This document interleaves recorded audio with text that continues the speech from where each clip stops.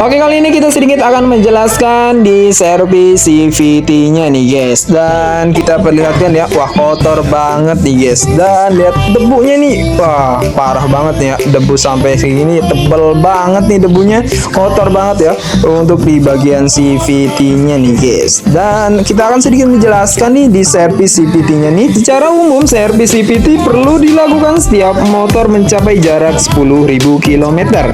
Lalu apa saja yang dilakukan ketika servis CVT? Yang pertama, mengecek semua komponen CVT seperti roller, kampas ganda, pandel, dan yang lainnya. Selain itu, yang paling penting juga penggantian grease CVT dan pemberian area CVT dari kotoran seperti debunya yang tadi ya. Dan biasanya kan di bagian CVT-nya nih banyak banget nih keluhan-keluhan pada konsumen kita, banyak suara yang aneh-aneh seperti berdecit lah, suara-suara goib lah kayak seperti itu.